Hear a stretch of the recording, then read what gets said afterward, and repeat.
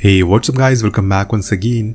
दोस्तों, आज की कहानी एक किसान की है जिसकी जिंदगी के बस एक ही मकसद है कि वो किसी भी तरह से बड़ा आदमी बन जाए। उसके पास बेशुमार पैसे हों, इसके लिए वो अलग अलग काम करता रहता है ताकि वो ज्यादा पैसे कमा सके। कहानी है 1898 की, जब हम डैनियल नाम के आदमी को देखते हैं जिसको जहाँ कहीं भी कुछ मिलता है वो उसी जगह पर खुदाई करना शुरू कर देता है। और आज भी वो ऐसी ही एक जगह पर खुदाई कर रहा है जिसके कुछ ही देर बाद उसकी मेहनत रंग लाती है। उसे एक चांदी का टुकड़ा मिलता है, लेकिन वो यहाँ रुकता नहीं है। उसे तो चाहिए था कुछ बड़ा, इसीलिए वो एक ग्रेनेड लगा देता है और ऊपर चला जाता है। और फिर उसके फटने के बाद फिर से नीचे आता है, लेकिन इसी बीच उसका पैर स्लिप हो जाता है, जिस चक्कर में उसकी एक हड्डी टूट जाती है। लेकिन ये दर्द उसकी हिम्मत को तोड़ नहीं पाता, इसीलिए फिर से वो कोशिश करता है और उसी टूटी हुई टांग के साथ इस बारी भी उसे एक और टुकड़ा मिलता है, जिसको लेकर वो बड़ी ही मुश्किल से ऊपर आता है और रेंगते हुए पहुंचता है पास वाले टाउन में, जहां वो उस चांदी के टुकड़े को देकर अपना इलाज करवाता है, क्योंकि उसे सिर्फ दो ही चीज प्यारी है, एक पैसा और दूसरी खुद की जान।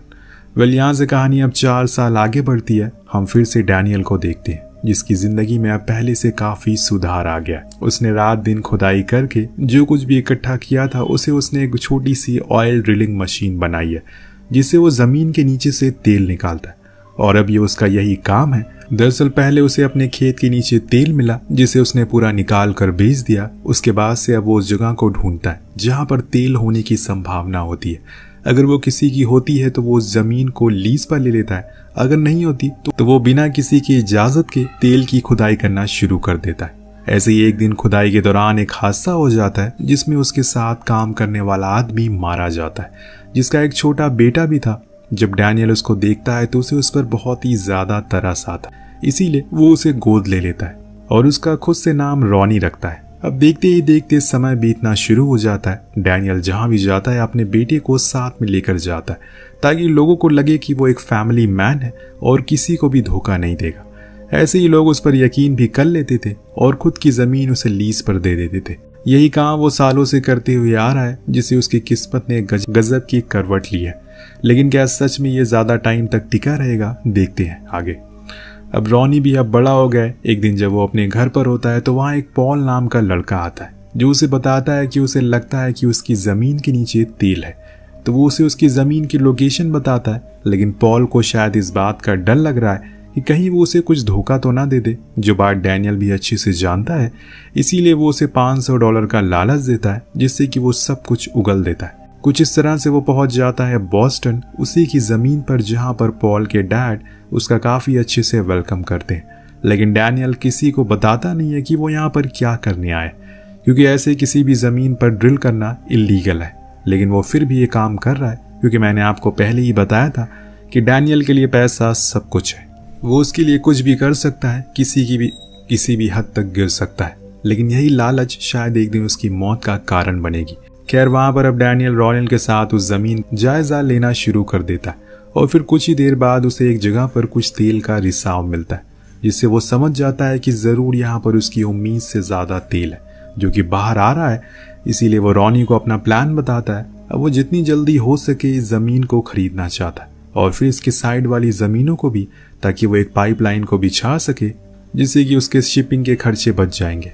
इसी चीज के लिए वो रात में पॉल के साथ डिनर पर बात करता है और उन्हें बताता है कि वो उनकी जमीन को खरीदना चाहता है, लेकिन जो दाम वो दे रहा है वो बहुत ही ज्यादा कम है। इसीलिए वो लोग मना कर देते हैं। तब पॉल कहता है कि तुम्हें भूलना नहीं चाहिए कि इसके नीचे तेल है, जो कितना हो सकता है किसी को पता नहीं है। लेकिन डैनियल झूठ कहता है कि उसे बहुत कम तेल निकलने की उम्मीद है। वो इस जमीन को इसलिए खरीद रहा है कि उसके बेटे को ये जगह बहुत पसंद है। इसीलिए वो $5000 का ऑफर रखता है, जो उन लोगों के लिए बहुत ही ज्यादा थे। तो दोस्तों, ये 1898 की बात हो रही है, जब $5000 बहुत ज्यादा थे। अब ये उनकी औकात से ज्यादा होते हैं, इसीलिए वो हाँ कर देते हैं। लेकिन उन्हें ये नहीं पता कि ये जमीन $5000 की नहीं बल्कि $5,00,000 की है, क्योंकि इसके नीचे बेशुमार तेल है। उधर अगले दिन डैनियल टाउन के मास्टर के पास जाता है और उसे इस टाउन के मैप दिखाने को कहता है, ताकि वो जमीन के आसपास वाले एरिया को भी खरीद सके। इस दौरान वो अपने पार्टनर को भी बुला लेता है और उससे कहता है कि उसके हाथ एक बहुत बड़ा कॉन्ट्रैक्ट लगा है, इसीलिए जितने भी मजदूर हैं उन्हें फौरन यहाँ पर बुलाओ और काम को शुरू करवाओ। वहीं दूसरी ओर हम रॉनी और मैरी को साथ में देखते, जो कि पॉल की छोटी बहन थी।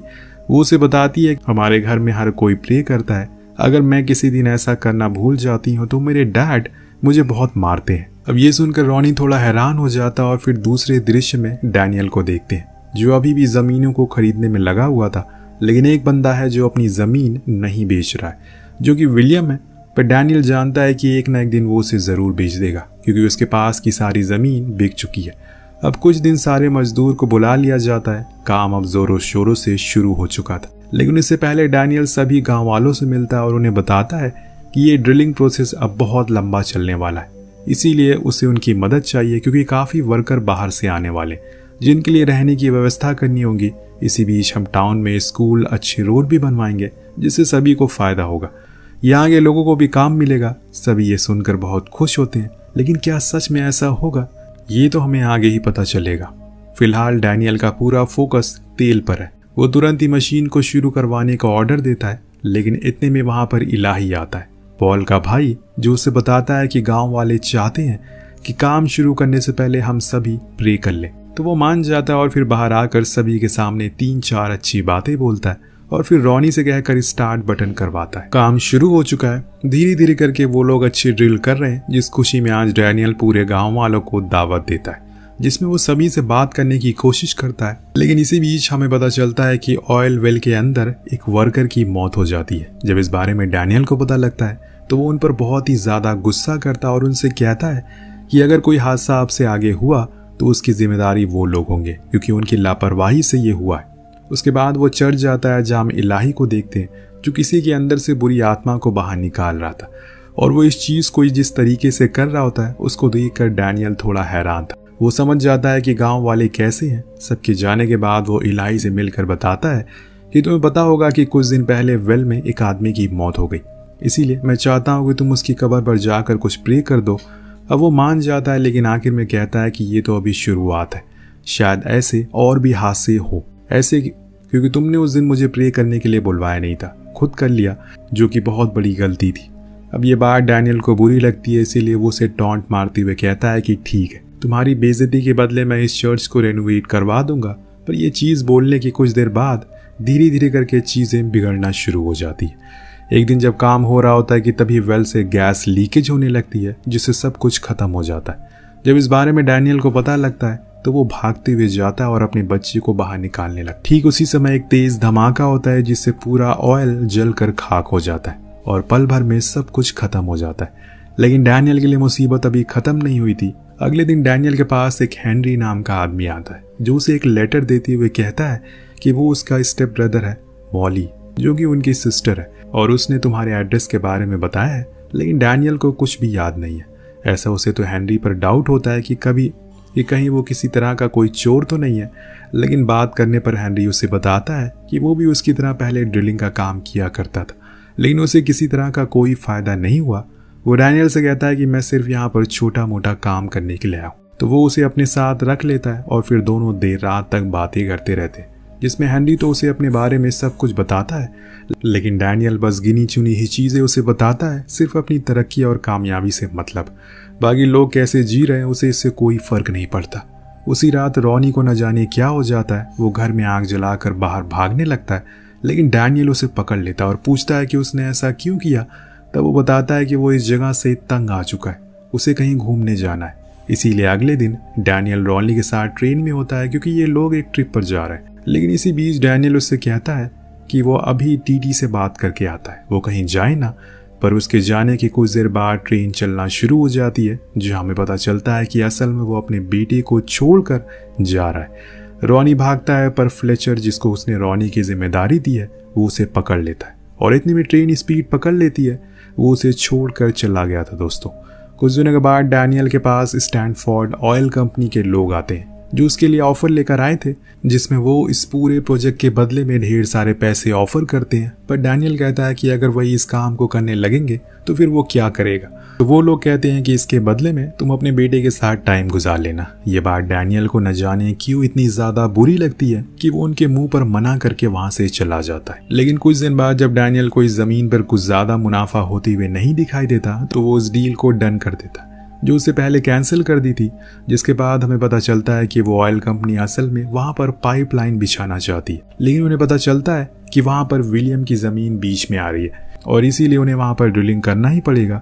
इसलिए डैनियल उसके घर जाता है जहां वो नहीं होता, पर उसका पोता उससे कहता है कि वो लोग उस जमीन को कभी नहीं बेचेंगे, चाहे कुछ भी हो जाए। तो डैनियल कहता है कि मैं सिर्फ यहाँ पर तुम्हारे दादाजी से बात करने आया हूँ, जब वो आए तो उन्हें मेरे पास भेज देना। अब रात होने पर जब हेनरी वापस आता है तो डैनियल उसके ऊपर बंदूक तान देता है, क्योंकि उसे यकीन हो गया था कि वो कोई और है। इसीलिए वो उसे धमकाता है कि अगर तुमने मुझे सब कुछ सच नहीं बताया तो मैं तुम्हें यहीं मार दूंगा।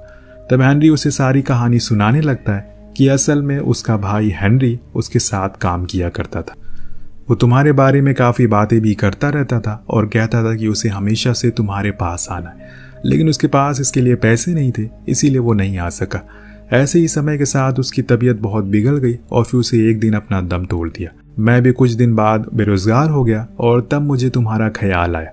मैंने यहाँ आने का सोचा हेनरी की पहचान लेकर, पर मेरा यकीन कर मैं तुम्हें किसी भी प्रकार की चोट नहीं पहुंचाऊंगा। पर वो इसके आगे कुछ बोल पाता कि डैनियल उसे शूट कर देता है और वहीं दफन कर देता है। पर इस दौरान उसे उसके पास से हेनरी की डायरी मिलती है, जिसे पढ़कर वो बहुत रोता है, क्योंकि उसमें उसकी सारी परेशानियां लिखी हुई थी।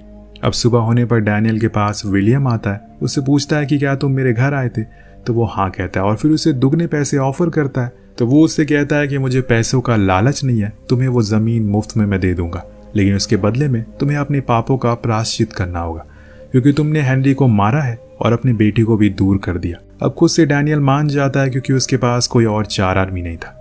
चर्च में इलाही उसके साथ वही रिचुअल करता है जो वो सभी के साथ किया करता है। वो उसे थप्पड़ मारता और फिर जमीन पर बैठने को कहता है। हालांकि डैनियल को इस बात पर बहुत ज्यादा गुस्सा आ रहा था, लेकिन वो फिर भी उसकी बातों को मानता है।